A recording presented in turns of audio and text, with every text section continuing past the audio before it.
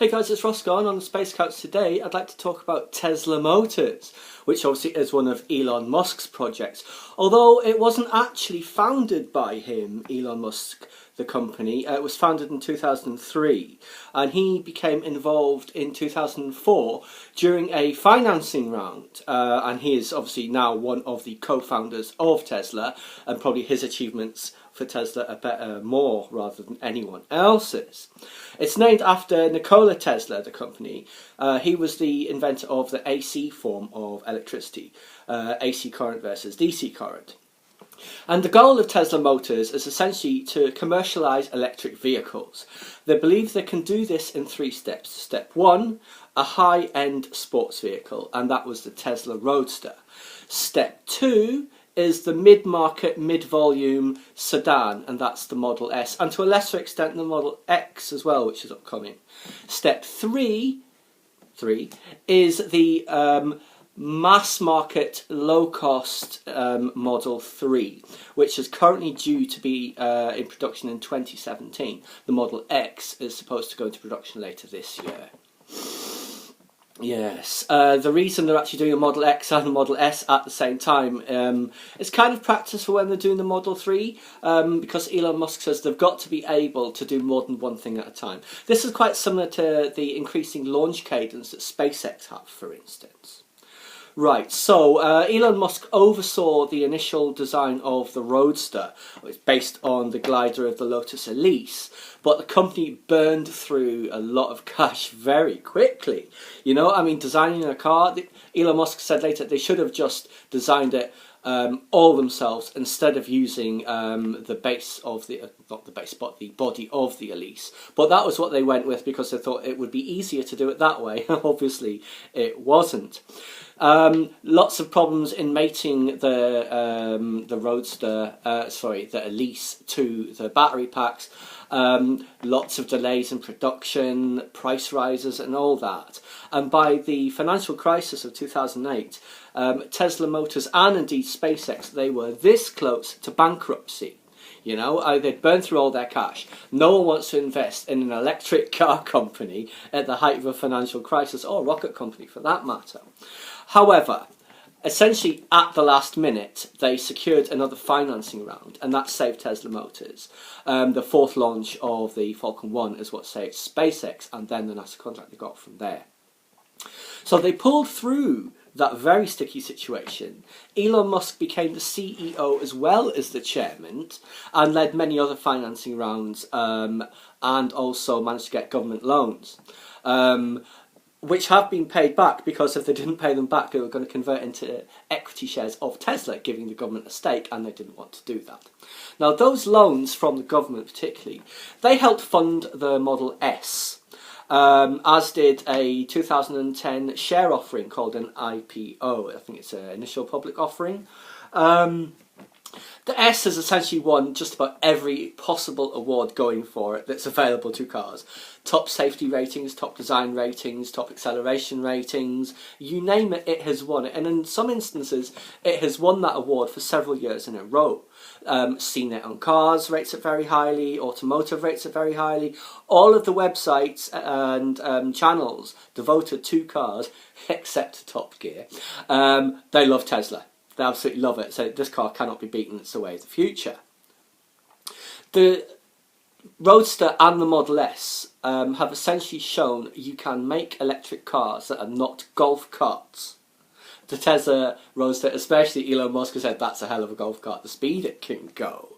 It can out-accelerate, both of them I believe, can out-accelerate almost anything, including a Porsche 911. Now, you'll go zooming past it, and over a quarter of a mile, it will just catch you right at the end. So, the headline being, Porsche 911 beats 4-door, 7-seater family sedan. Just. The 2 current Tesla vehicles also prove that electric cars can be stylish and modern, packed with technology, as well as fast. Although, obviously, very expensive. The Roadster was something like $100,000 plus, and for the top end versions of the Model S, it's approaching the same. The base version in the UK would probably be about £50,000 to £60,000 to start. That's for any of the really good options that you need to have on there. So it's still very expensive as vehicles go.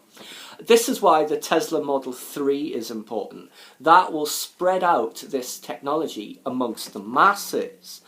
For instance, if you own a Tesla Model S or a Roadster, there's this supercharge network in North America, Europe, Asia, Australia, and no doubt other places in due course, where essentially it's free to recharge your car. So you're getting free energy. This is a problem because that will lead to energy inequality, just like income inequality. So if everybody who is rich doesn't have to pay to charge up their cars, everyone else who's having to pay high gas prices is not going to be very happy about it.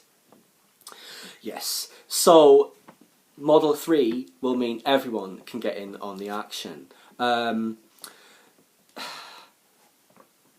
Once it's launched, the Model 3, that is when I think the car companies and the petrol companies will really start to feel their backs up against the wall. Think of it this way. Tesla Motors is the asteroid. The car companies and their allies are the dinosaurs. And we know what happens. There's only one way that ends. Dinosaurs always get wiped out. It's the way of the world. Obviously, however, a lot of people want to prevent that end of the world. There's a lot of vested interests fighting against Tesla Motors. A lot of the US states have banned them from directly selling their Model S cars. In the US, for some reason, you have to buy a car through a dealer, an auto dealer. But everybody hates auto dealers, you know? It's bad enough going into like a phone shop as opposed to going into the Apple store where you will get much better service. The principle is essentially the same. No one likes the nickel and diming that auto dealers do, or the exorbitant charges, or just the terrible service. Tesla Motors is different. They're also building what's known as the Gigafactory in Nevada. And that is where they're going to produce all the batteries for the Model 3 and their upcoming later models, no doubt. Essentially, that's going to produce more batteries in that one site than the entire rest of the planet. And there are plans for more Gigafactories in due course. That will probably ramp up into the 2020s, I expect. The progress of the construction of the Gigafactory is quite impressive. There's a lot of it has already been completed. And it's producing batteries that are the same batteries that are in your laptop, you know. Just thousands of them. That flat base of the Model S and the X and the 3 and the Roadster, it's all batteries. For instance, the Tesla Model S, it originally came in 3 formats. A 40 kilowatt hour battery, a 60 kilowatt battery, and an 85 kilowatt battery. And that's like the performance model. The 40 kilowatt model has been phased out. And in the last couple of days, I was reading that the 60 kilowatt model is being phased out in favour of a 70 kilowatt model.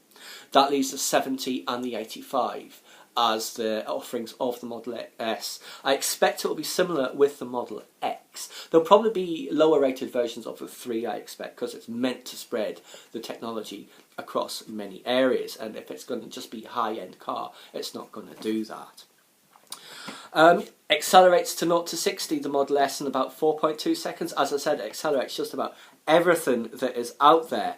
And also, you know how you always hear about a manufacturer has issued a recall of X whatever car, you know, to fix some problem. Tesla's got an issue with that because for their recalls, it's just an over-the-air update like you get for your phone or your tablet or your iPad, you know. Much better, definitely the way of doing things. That giant centre console in the Model S, I've seen one Model S so far, and it is just as impressive as it looks, let me tell you that. Everyone who has had a test drive of a Tesla has raved about it afterwards, you know. I can't even drive. You know, I never passed my driving test. I took lessons, ran out of money and patience when I was 17. I'm in my 40s now. Tesla makes me want to learn to drive so I can own one of their cars. It's probably going to be a Model 3 though. I'd love for it to be a Model S. The chances of that, however, are unlikely this side of a Euro lottery win. So Tesla Motors, they are a game changer. Their cars are ultra modern, ultra competitive, you know. They blow everything out of the water. As I said, I saw my first Tesla Model S a few weeks ago in West London, near where I work, and it is a very distinctive looking car. At the same time, it's quite an anonymous looking car. This is nothing that they have proved. Electric cars can look like normal cars. I think they've been quite conservative with the styling of the Model S overall, though in many ways it's very revolutionary, in that it looks like a regular saloon car, as it were. The X has obviously got those amazing falcon wing doors, and who knows what other good stuff is going to be packed into that.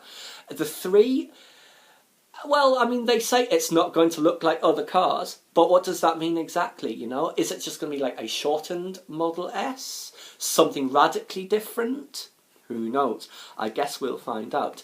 I think we're first going to see the initial design of that next year in 2016. Sooner the better, though. Always love hearing new Tesla news.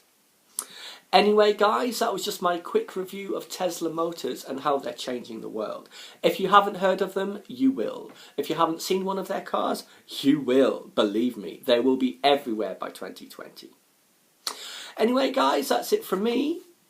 Please subscribe to my channel if you enjoyed this, or leave a comment or a suggestion for an upcoming episode, or hit that big thumbs up for that virtual high five in the face.